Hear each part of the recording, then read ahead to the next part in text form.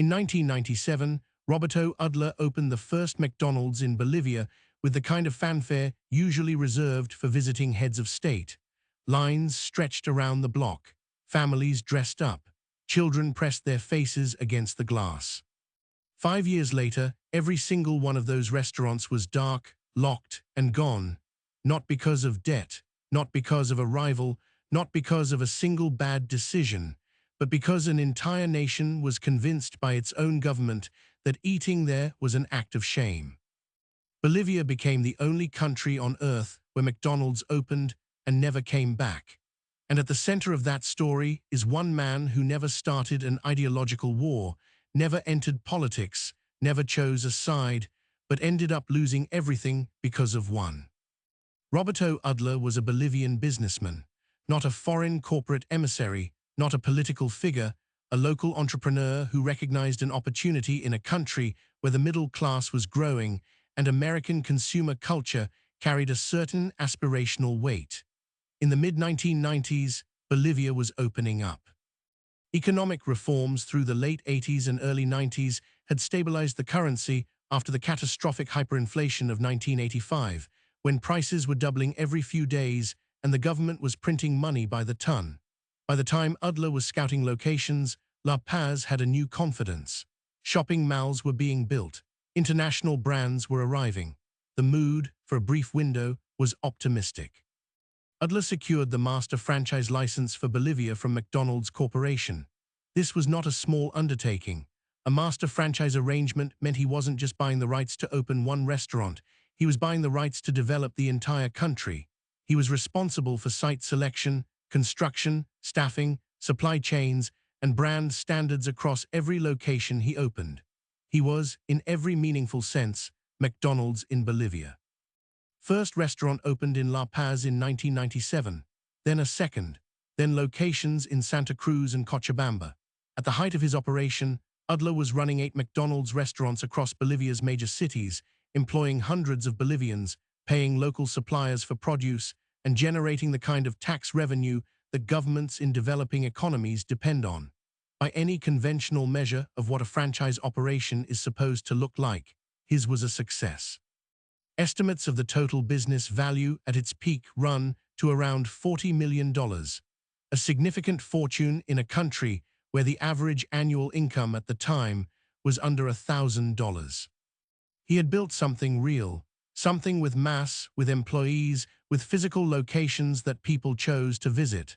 The restaurants were busy, the brand carried prestige, there was nothing fragile about it, or so it seemed. What Udler likely did not model for in his business projections was the possibility that his restaurants would become the physical symbol of a geopolitical argument he had no standing in. The turn began slowly, then all at once. By the late 1990s, the political climate in Bolivia was shifting in ways that would eventually reshape the entire continent. The election of Hugo Chavez in Venezuela in 1998 sent a signal that reverberated south. Anti-American sentiment, long present but previously subterranean in many Latin American countries, was finding new political oxygen. In Bolivia, a coca farmers' union leader named Evo Morales was building exactly this kind of movement, grounded in indigenous rights, opposition to US-backed coca eradication programs, and a deep suspicion of globalization and its most visible symbols. McDonald's is, in many ways, the most visible symbol globalization has ever produced.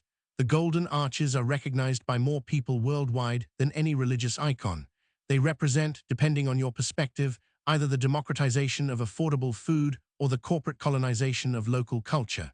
In Bolivia, as political tensions rose, the question of which interpretation you held was becoming less neutral. It was becoming a question of identity, of loyalty, of whose side you were on. The Bolivian government and allied cultural and political organizations began a campaign that was, by any description, targeted. A documentary called Super Size Me, No Gracias, a localized riff on Morgan Spurlock's American film, circulated widely. Television programs ran segments on the nutritional dangers of fast food, but the framing was not purely medical. It was national. The argument being made, explicitly, was that American fast food was not just unhealthy, it was culturally corrosive. That choosing a Big Mac over traditional Bolivian food was a small act of cultural surrender. This was a sophisticated and deliberate move. It converted a personal consumption choice into a political statement.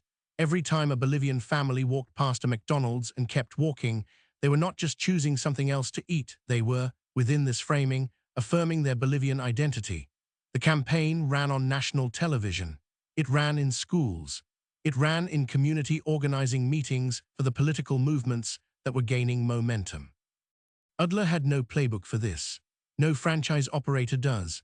McDonald's Corporation's global crisis communications are built around food safety scares, labor disputes, financial mismanagement, not the weaponization of their brand by a sovereign government's cultural policy.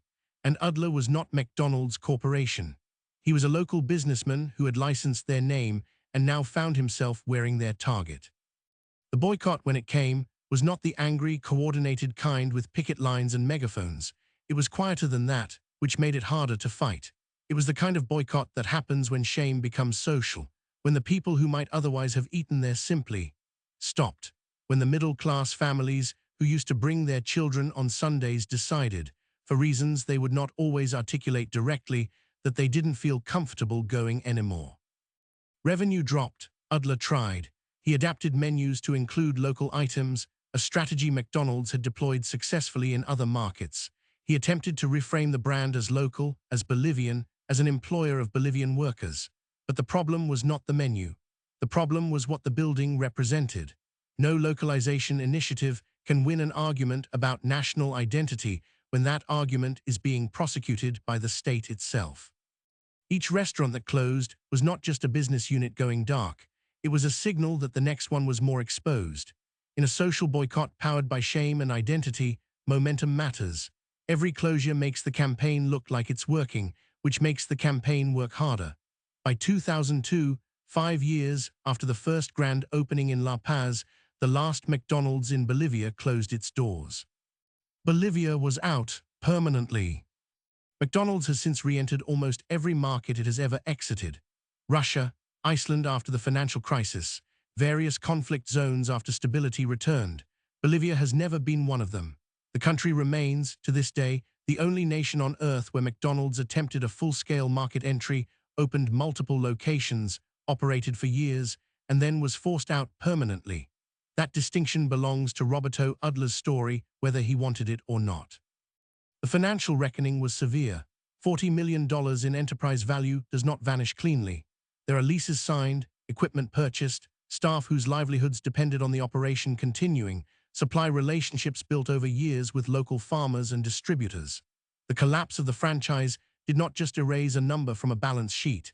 It created a cascade of obligations without income to meet them. Udler had invested heavily in a country-level infrastructure. Master franchises require upfront capital commitments that single-unit operators never have to contemplate. He had built the foundation for an empire, not just one restaurant, and foundations are expensive to abandon. The people who lost alongside him were invisible in the political narrative. The crew members, young Bolivians earning a wage that for many represented their first formal employment. The local beef suppliers, the potato distributors, the cleaning contractors. These were not American corporations. They were Bolivian workers embedded in a Bolivian supply chain that the boycott's architects never named and the television segments never showed. The ideological argument about American cultural imperialism was won by erasing the most local parts of the whole system. Roberto Udler himself, what happened to him? This is where the record becomes genuinely sparse, and sparseness is its own kind of answer. He was not a public figure before the collapse. He did not become one after it. There were no bankruptcy proceedings that drew international press, no memoir, no redemptive second act in a different industry that made headlines. A man who had built the largest American brand operation in his country disappeared from the public record largely as quietly as his restaurants disappeared from the streets of La Paz. What that silence might mean is something each viewer can weigh for themselves. It could mean a private life rebuilt. It could mean a wound too deep for public display. It could mean that in a country where his name became synonymous with a failed foreign brand, visibility held no appeal. What it almost certainly does not mean is indifference. No one loses $40 million and the work of their adult life to a government campaign and feels nothing. The deeper story here is not really about a hamburger chain. It is about the peculiar cruelty of becoming a symbol. Roberto Udler did not design American foreign policy. He did not make the decisions that led to US-backed coca eradication programs that displaced indigenous farmers. He was not responsible for the economic conditions that made Bolivians angry at globalization. He was a local businessman who licensed a brand, built a functioning operation, employed his neighbors, and paid his taxes. But brands do not exist in a vacuum. The Golden Arches carried meaning that Udler could not control and eventually could not survive. He had bet $40 million, his entire professional life, on the idea that in a modernizing Bolivia, aspirational American consumer culture would remain aspirational. He was right until he was catastrophically wrong, and the line between those two states was not a business decision he made. It was a political one, made without him, about him. There is a version of this story that is told as a victory. Bolivia resisted. Traditional culture held its ground. The most powerful fast food brand on earth was turned away. That version is not false, but it is incomplete. It leaves out the man who lost everything at the center of the story, and it leaves out the Bolivian workers who lost their jobs in service of an ideological point they were never asked to vote on. Evo Morales won the Bolivian presidency in 2005, 3 years after the last McDonald's closed. His movement reshaped the country's politics, its constitution, its relationship with international capital. He governed for 14 years. The economic and cultural forces he represented were real, were legitimate, and were powerful. None of that required Roberto Udler to be destroyed as a casualty of their arrival. The tragedy of this story is not that a franchise failed. Franchises fail all the time for ordinary reasons. The tragedy is the particular mechanism, a private citizen operating legally, building something real, erased not by market forces, but by a state-run narrative in which he was a stand-in for something he had never claimed to be. Bolivia is the only country on earth where McDonald's is gone for good. That fact gets cited in business school case studies, in food studies dissertations, in articles about globalization's limits. It is presented as a data point, a curiosity, a proof of concept for cultural resistance. Roberto Udler built that data point. He paid for it entirely, and his name is almost never in the sentence. Somewhere in that gap, between the celebrated fact and the forgotten man, is the real story of what it costs when an empire becomes a symbol, and a symbol becomes a target.